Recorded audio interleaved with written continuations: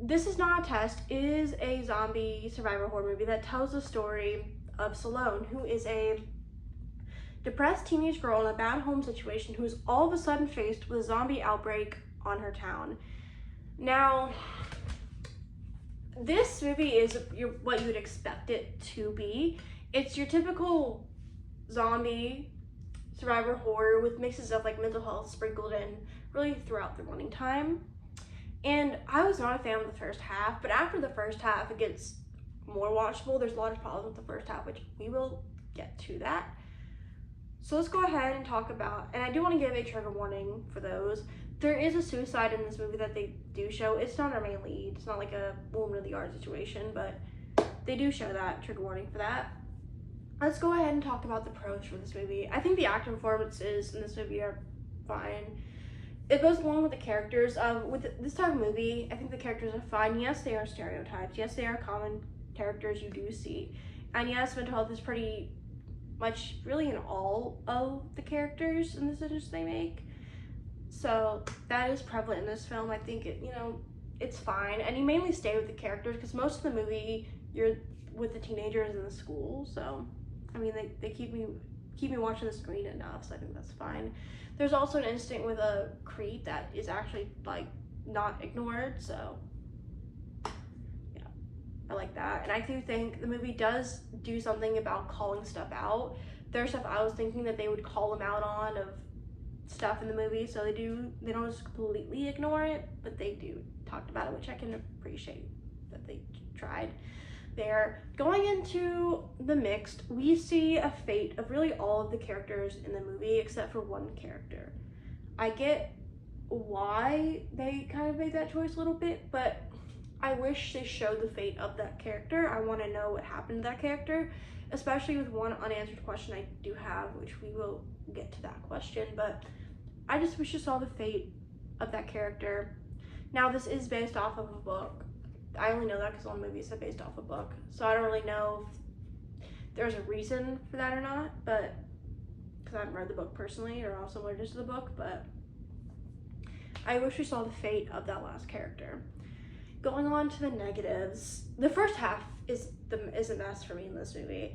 Not a fan of the opening. I just, the character decisions where they just stay still, they just run, they don't do anything. Pretty much that's what the opening was. I wasn't a big fan of it. It felt like they were going for something kind of like 28 Weeks Later opening, but they missed that kind of a bit, that kind of vibe, that one.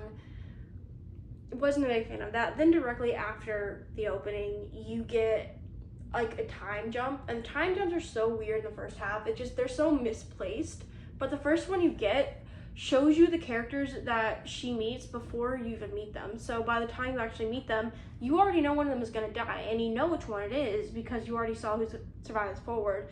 Now, if they meant to do this in a case of Dread Forward, it really didn't succeed because you never even met the characters, so it just did not work in their favor. I also was not really a big fan of some of the decisions in this movie. Early on, again in this movie, in the flashback, you get like a character going low, another one going high, basically defeating the purpose of the first one. And then right after, a character, makes a decision, and all of a sudden, they have no blood on them, but somehow, this only one who ever gets blood on them is like one person.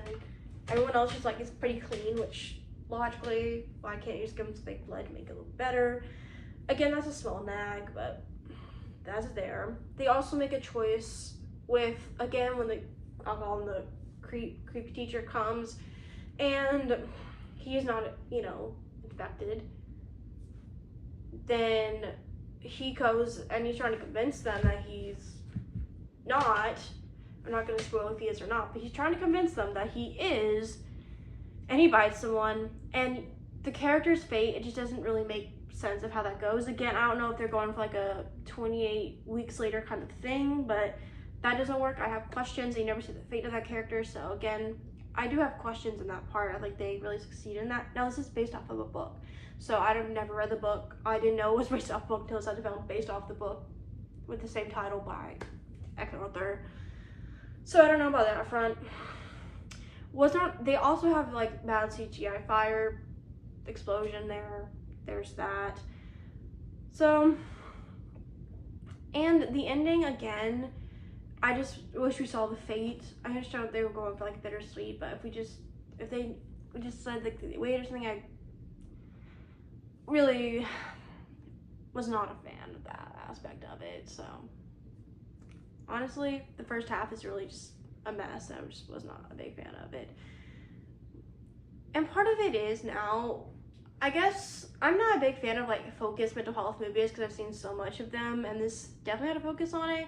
Again, I didn't entirely hate the focus on it, but didn't entirely love it for me, entirely work for me. Now, this could be a bias of just don't really like movies like that, but that's more of a bias for me. Every single time that they would go outside of the school or there was a zombie stuff, they did a shaky cam, which was very annoying. They did some shots where it was blurry for way too long, little things in the movie, but whenever they did that, that was also annoying. But mostly was not a fan of the shaky cam, how often they use that. Let's talk about some spoilers. Now, the biggest one is really that the guy wasn't infected and somehow their friend didn't get infected, but somehow the guy was infected, but he got into school, surprise, again, and he just goes in and he seems not to be infected until later on. We don't know what happened to him. We don't see his fate.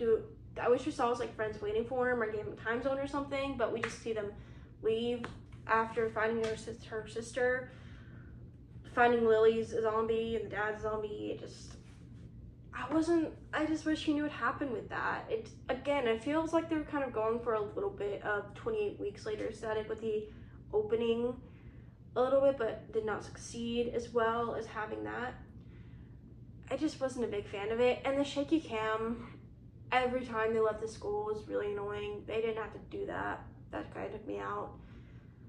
Just wasn't a big fan of that. There's not too much to spoil because it's a pretty typical like zombie slasher movie. We see them driving off, Sloane and the guy that she had kissed, kind of just drive off, supposedly to his safety, which, happy ending.